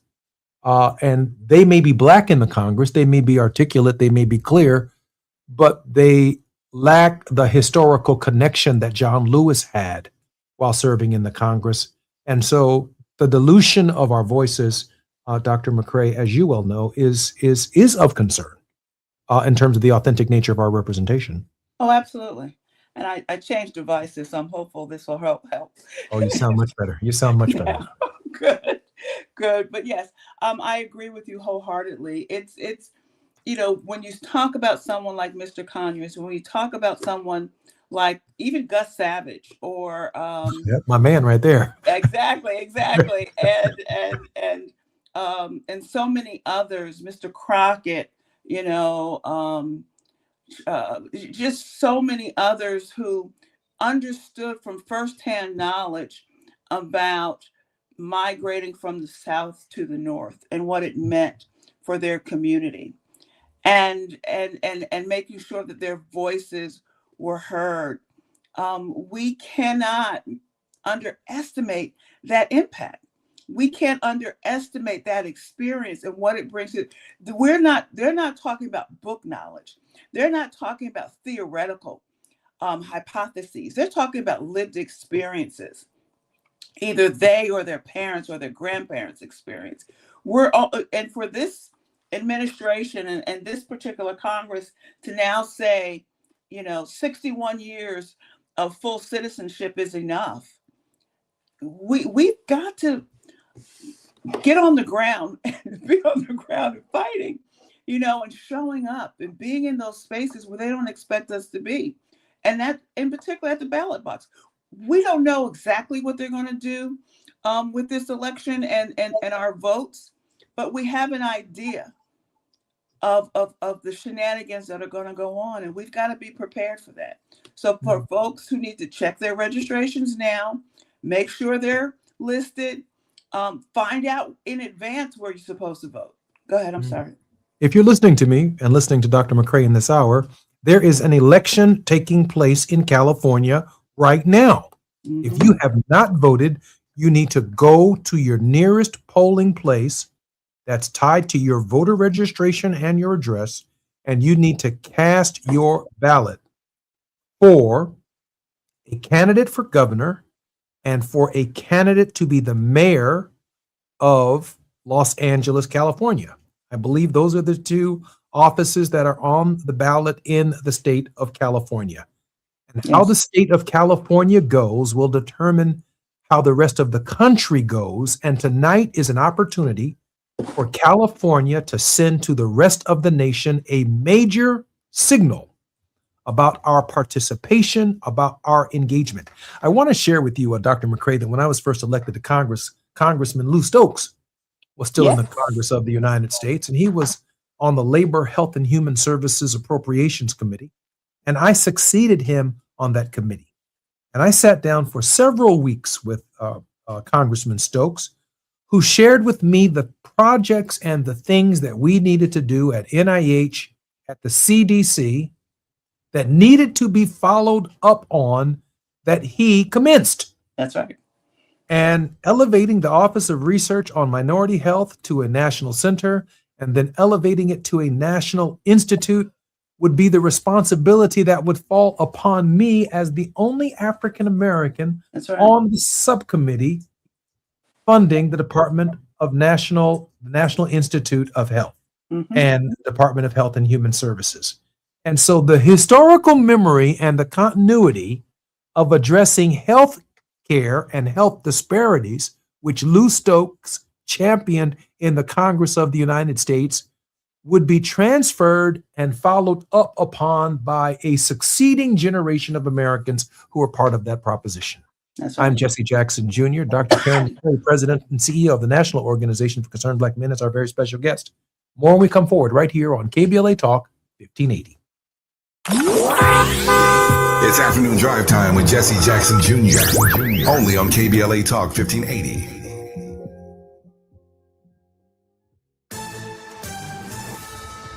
I'm Amber Payton with BIN News Now. New York City Mayor Mamdani is not ruling out screen time limits for students in school. I'm looking forward to considering any additional suggestions there are. It comes as Governor Kathy Hochul proposes limiting laptop and iPad use for elementary students during class.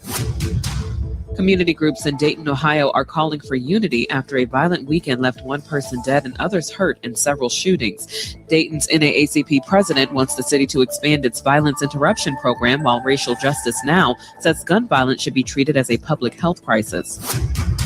And star sprinter Clara Adams, who is Black, is suing the California Interscholastic Federation after being stripped of her gold medal last year. Adams won the 400-meter state final at 16, but was disqualified for briefly spraying her shoes with a fire extinguisher during her celebration. The move drew protests from the NAACP. Get BIN News Now on demand 24/7 on the iHeartRadio app. Still hiding your legs because of spider or varicose veins? West Medical offers minimally invasive pain treatments that require little downtime. Most PPO insurance plans cover treatment, and they verify your benefits free. Call 1-800-WEST-MED today for your free consultation. This is the KBLA Sports Minute with Ray Richardson.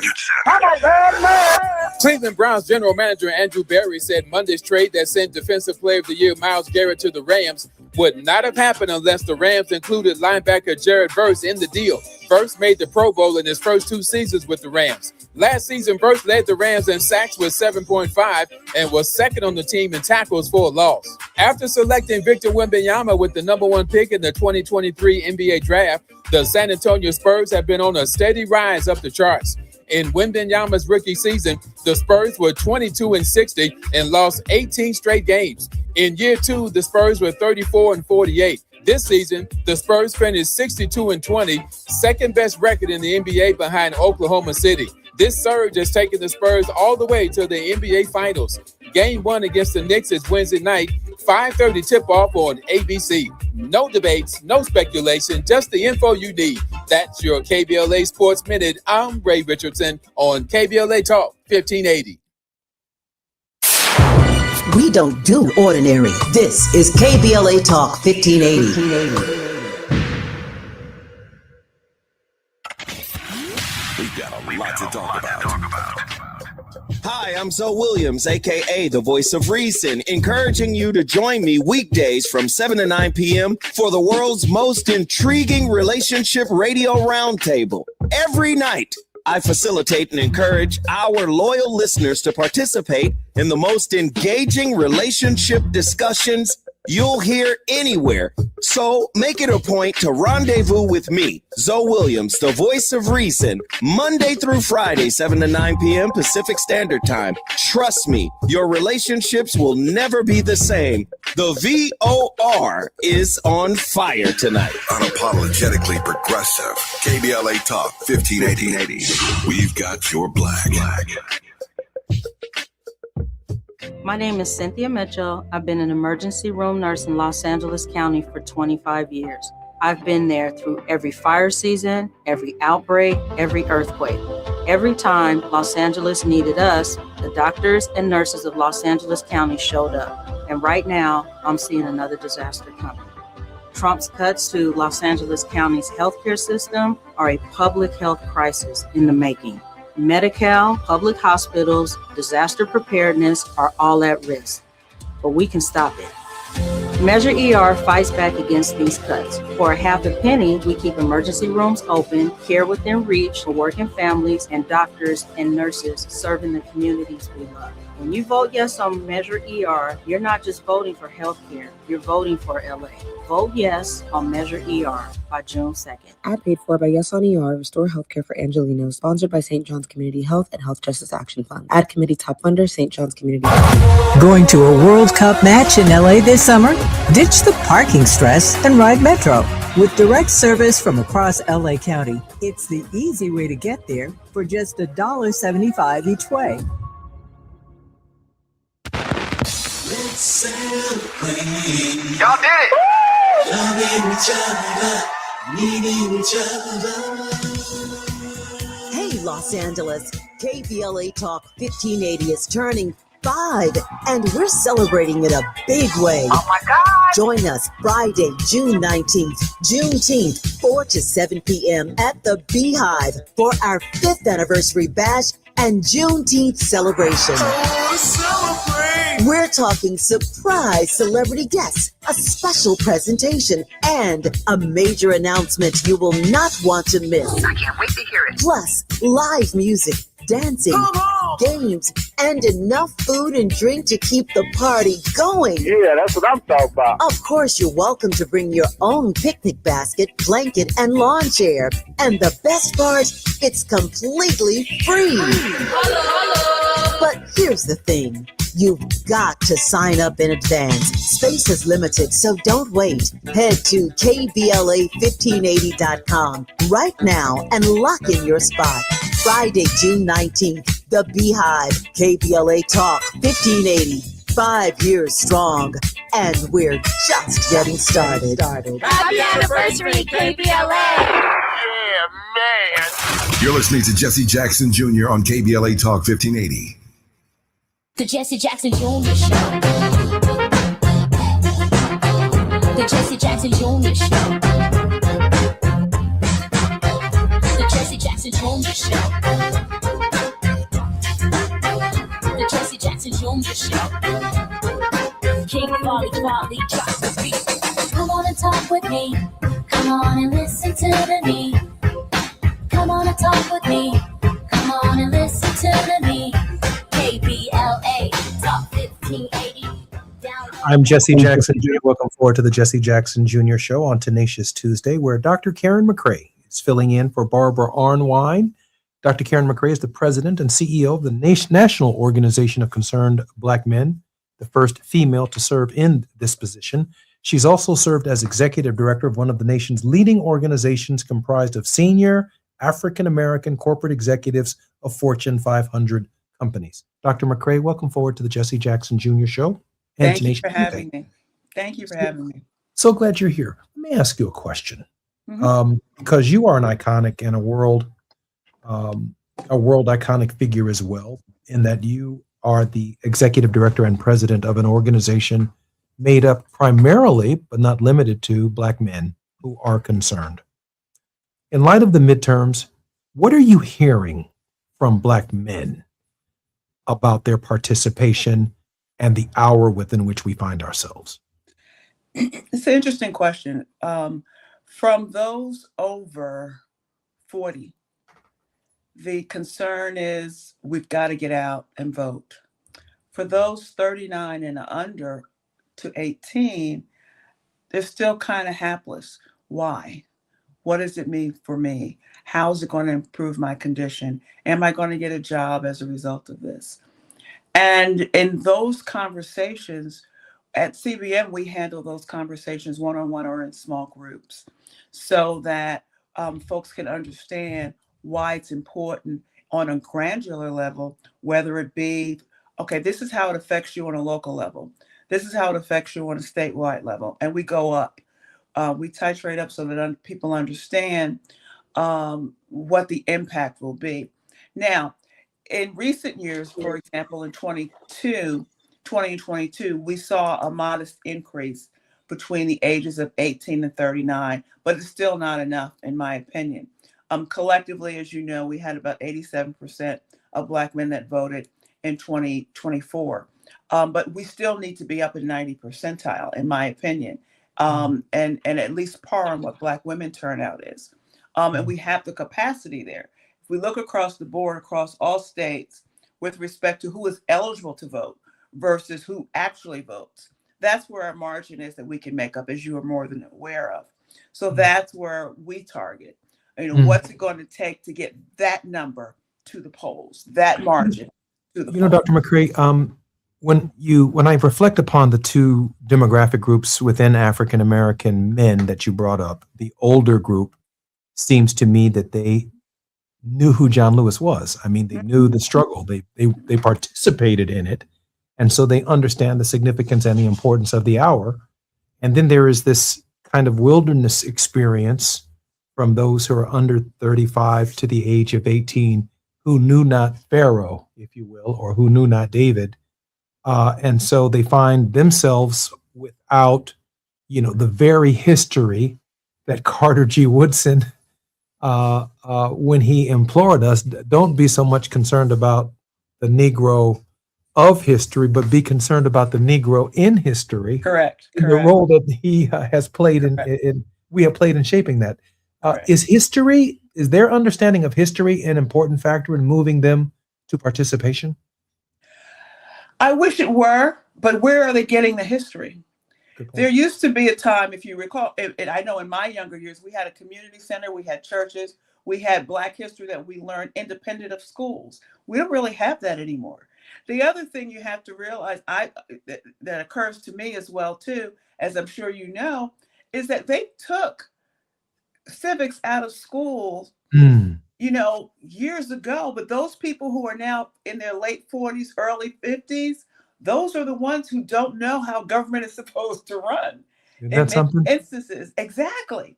And those are who are now being elected to Congress and other places of influence, who don't have an understanding, a basic understanding of how our country is supposed to work. So they're challenging the constitutionality of things because they don't know what the Constitution is. And they have no idea how our government is supposed to work. When they were watching it in cartoons on television, how Bill is made and all of that other business, that ended. So they don't even have that cursory understanding of how our government works. And that's part of, I think, the disconnection of what we're experiencing now. I think we went from Schoolhouse Rock to Schoolhouse Rap. Exactly. without government content, without civic content. Nothing, absolutely nothing. And we're seeing the results now. And then and we also have to factor in the instantaneous thinking and philosophy of, social media and things of that nature. And that, they're getting their opinions that they're taking as facts from people who don't know themselves, and their sources of news and information is somebody's opinion. So the distortion of how this country actually flows and works. I mean, basic political science when I was instructing and learning was bargain, negotiate, compromise. Those three tentacles are no longer part of the landscape in which we're living in from a governmental point of view. It's either us or them. It's the Hatfields and the McCoys. And if you're Black on any one of those spectrums, you are for yourself. You're out of luck. Exactly.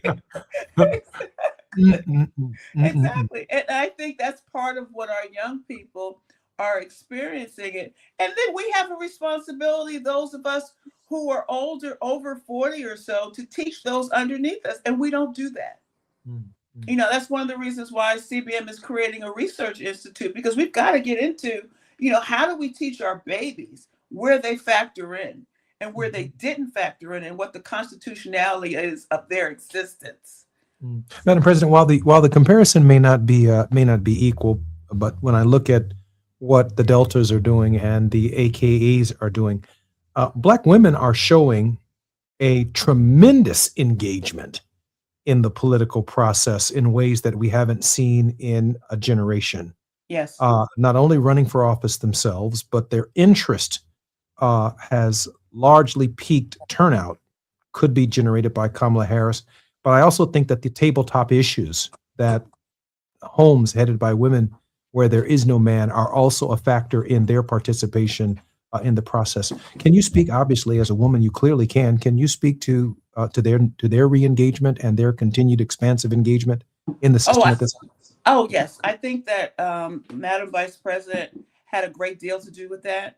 But I also think necessity has a great deal to do with that, because Black women were, in many instances, in a lot of instances, raising their children by themselves as a single parent.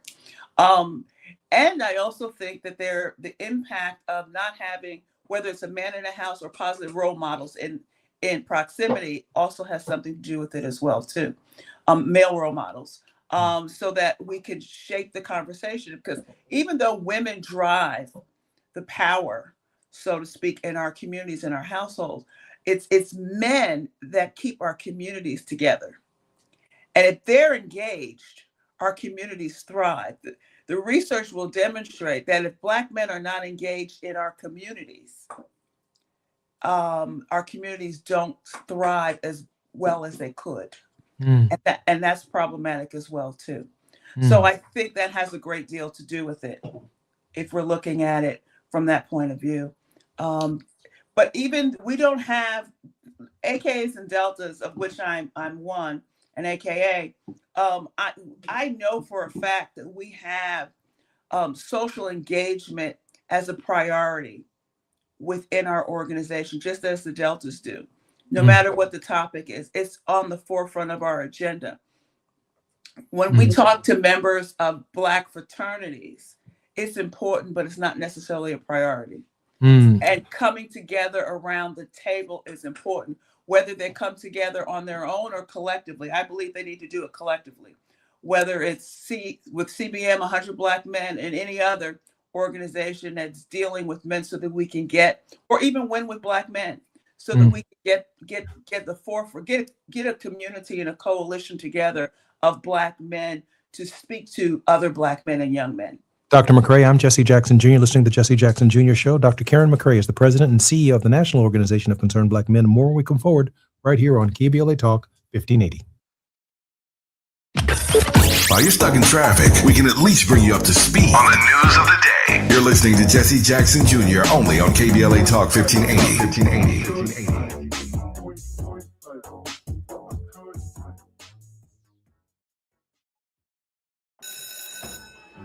Let's be real. For too long, too many of our students have sat in overcrowded classrooms in underfunded public schools. But as head of the San Diego School Board, Richard Barrera changed that. Under Barrera's leadership, student literacy rose from the state average all the way to #1 among major urban school districts.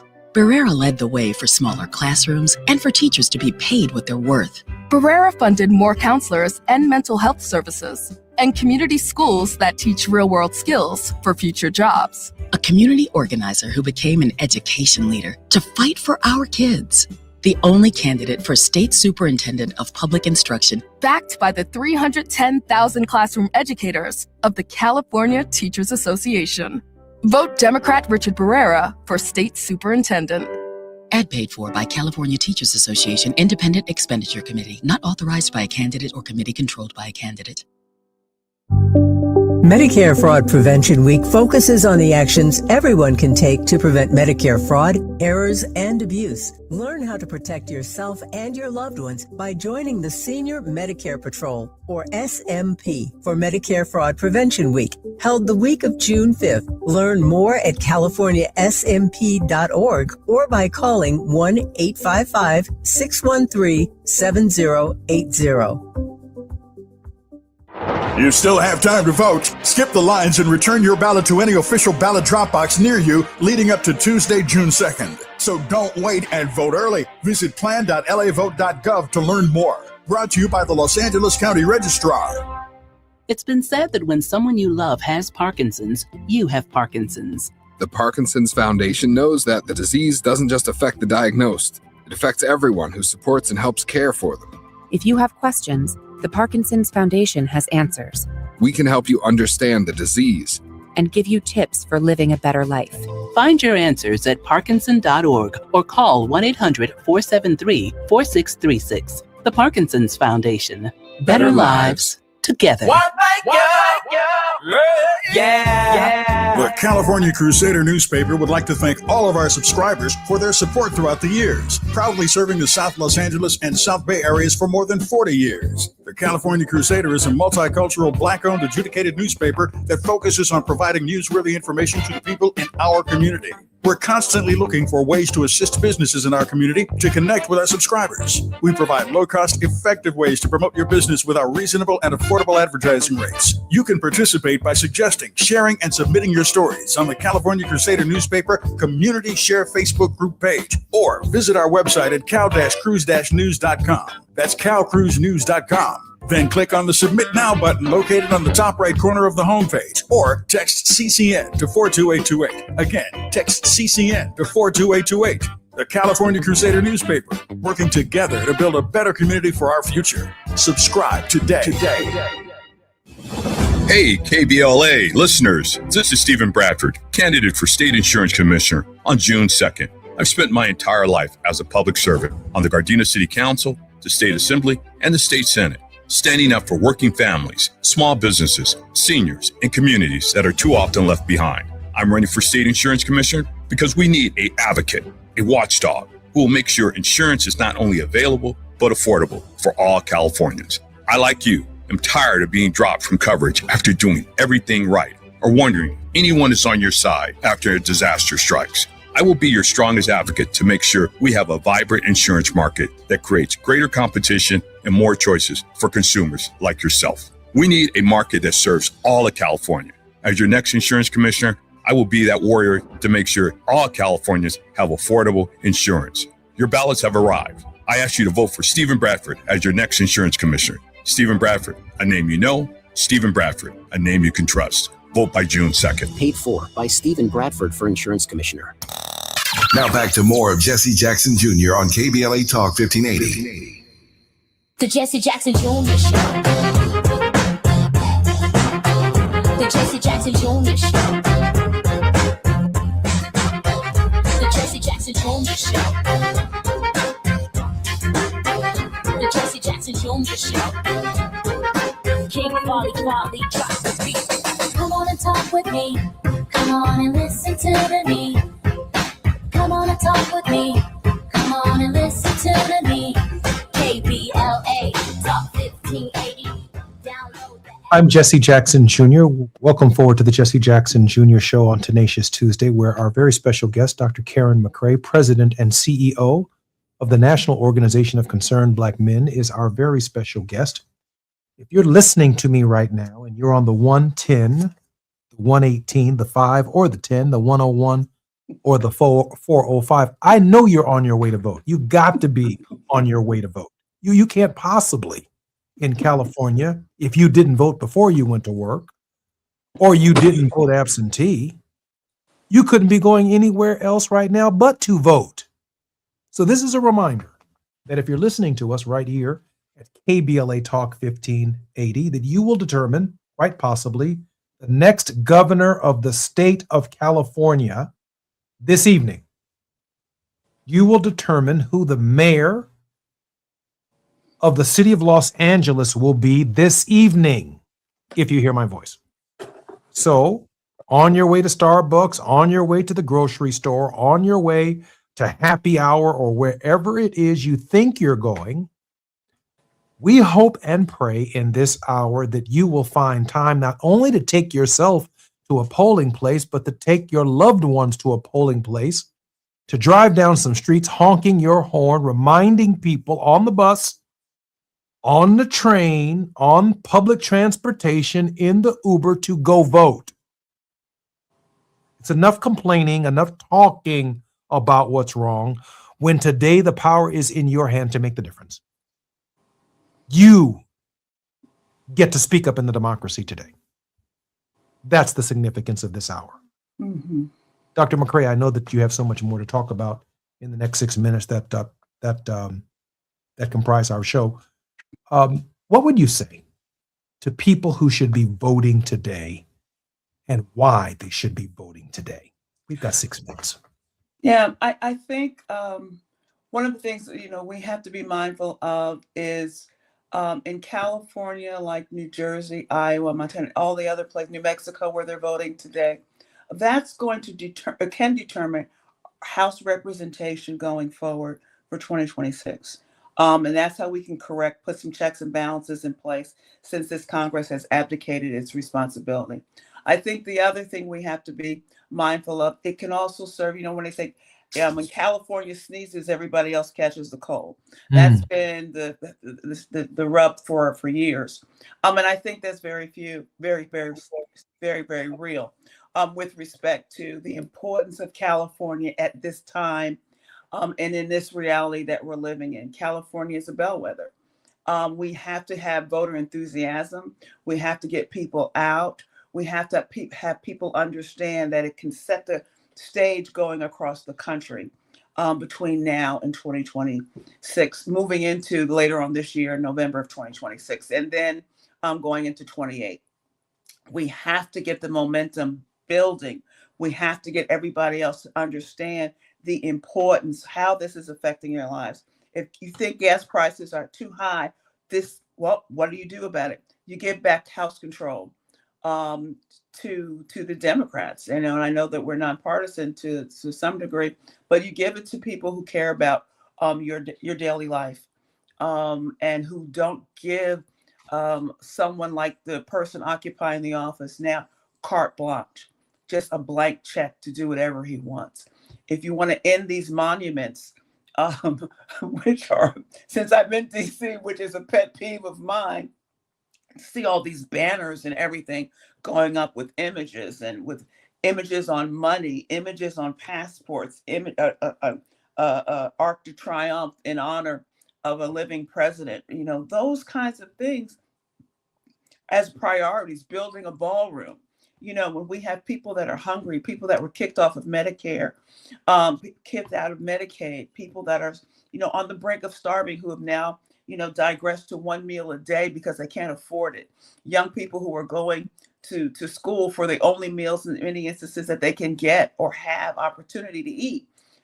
Our country is in dire straits and we're killing ourselves from within because of policies that don't give a damn about who we are as a community and as a people. And, when we have a possible, health crisis, who's in charge of that? Even with the nomination today of a house builder to be the director of the national intelligence. I mean, in what world does that make sense? And then you say DEI is a problem because Black people have been promoted beyond their educational level, when you have on the flip side people who are being promoted beyond their capability. You've got a plumber who is head of Homeland Security.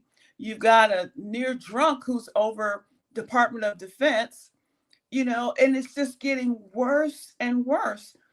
So I think that this election will set the stage. How we vote today in California and in other subsequent primaries coming will set the tone and the enthusiasm that's needed to check this power and put some balance in place. And I think that's vitally important. You can hear our voices in Arkansas, in California, in Iowa, Montana, New Jersey, New Mexico, South Carolina, South Dakota, Indiana, and Texas. If you can hear our voices, you have just a few hours left to vote to help shape the direction of the United States of America and determine the trajectory of American and maybe even human history as to whether or not the American experiment in this election will endure. Its imperfections notwithstanding. It has been a long journey. We've even argued in this space for our own people's reparations, which are long overdue.